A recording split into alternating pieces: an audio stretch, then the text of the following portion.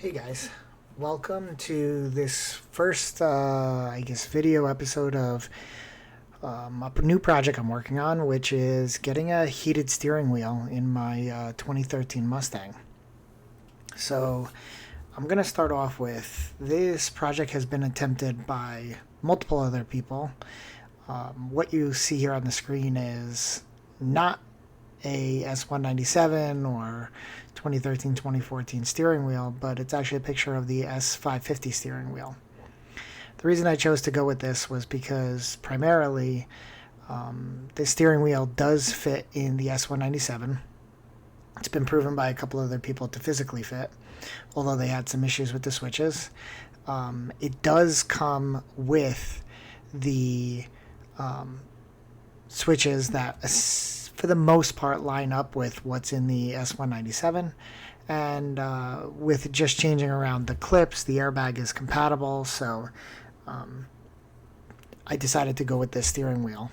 Now, one important thing to note is that the heated element, or the heating element, only comes in, I believe, the 2018 plus steering wheel, so 2018 to the 2023. So if you want to use this for that, you're going to want to go with the 2018 to 2023. However, what I came to realize as I was digging through this project and the resources that are out there is that many people have attempted this not to get the heating element, but to actually get the, I believe, the GT350 steering wheel with the flat bottom, which I think is what you see here on the screen. Although people were successful in getting it to fit in the car, there were a couple issues that they ran into. The first one is that the switches don't work. Some of them work, some of them don't really work. You know, up is down, left is right, but the speed control, the cruise control, none of that worked at all. In addition to that, people try to get the headlight switch, the wiper switch to work as well with the S550 clock spring. They also ran into problems with that, where the S550 fits, the S550 kind of handles fit in the S197 Mustang, but again, the blinkers don't work, the wipers don't work, and the more I've dug into this, the more I've realized it's not just a matter of repinning the connectors or changing the resistors. You actually fundamentally have to change how the circuits are designed, which at this point I've pretty much completed all of them. So I'll go into them a bit later, but as part of this video, just to introduce you to this, there's a couple people I did want to call out right off the bat. Night Monkey on the Mustang 6G website provided some images and wiring diagrams for the S550. The same with Servo Mark. He actually sent me some pictures of his steering wheel itself. And finally, probably the most important one for me was S197 on the Mustang source. He actually physically did all of the installation of the steering wheel in his S197 Mustang as proof of concept that it worked. So, and that thread has been open for several years, so he's been invaluable in getting me some of that initial information. I'm going to skip the parts section here because it's not complete. Again, this is just meant to be an introduction here to this project. I'll kick it off with the steering wheels here. So the first one you see here on the picture is the standard S197 from the early models, the 2005 to 2009. You can see here that the switches on either side are very basic. It's really just the on and off and the resume and set for your cruise control. Moving on into the 2020, the 2010 and 2014, this is the base model. Now this model, if you'll notice, has a bit more, especially as it relates to the audio controls. It's got a bit more as it relates to the Bluetooth and the sync controls over here on this side. One of the important things to note, which I'll get into a bit later, is that cruise control is in one switch here. And over here, you have the Bluetooth control and you have the audio controls here. That's very important because it has to do with how we're going to set our switches up later. When we get into the premium is very similar, except for the fact that the left switch actually has your direction controls. What I will refer to these moving forward is your cruise control will be called speed control. The directional pads for the premium cluster is going to be called information or info control. These three, the little voice, the phone, and the OK button, that is going to be called Bluetooth control. There's only 3 buttons. And then audio control will be your source button, your volume, and your skip forward and skip back. Now, just for consistency's sake, here is the GT500 from the S197 model. Again, this is consistent with the premium. The only difference is the Alcantara suede stitching on the top and the bottom. When we get into the S550, there's a bunch of different things that are different, but I'll just call them out for you guys. The first one is that any of the automatics have these paddle shifters kind of tucked in the back here. You kind of see them in the back.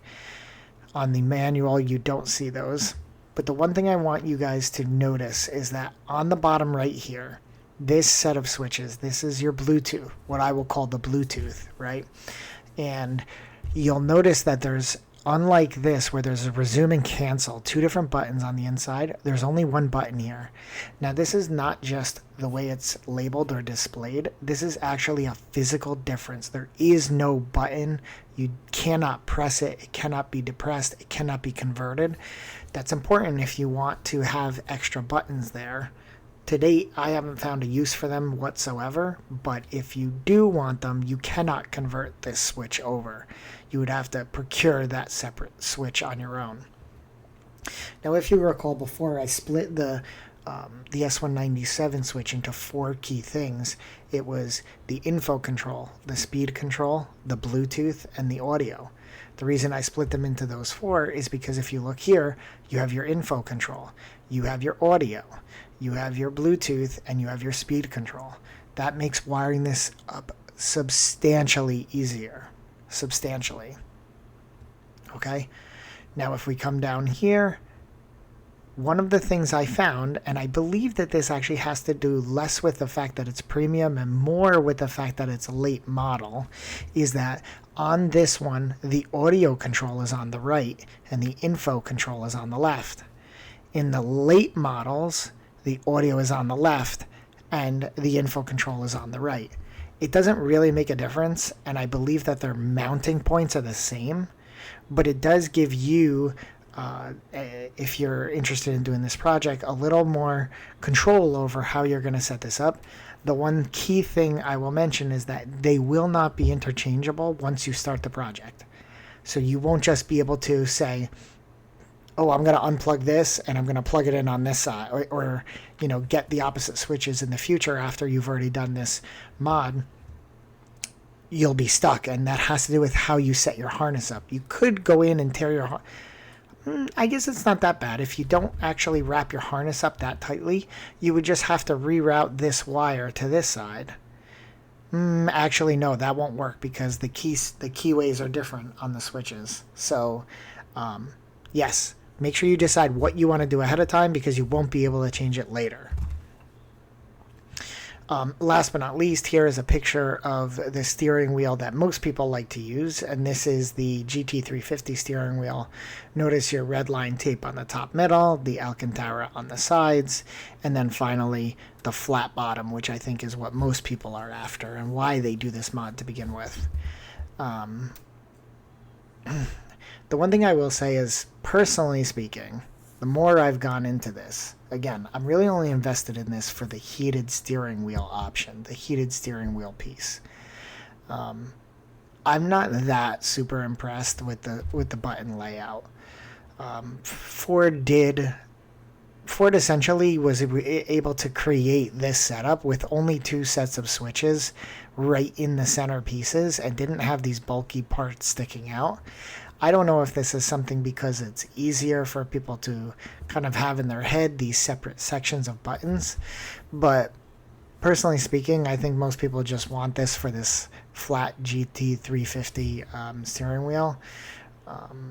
But I don't know. It's just something that didn't strike me as all that impressive, and quite frankly, it's a little bit more bulky to me.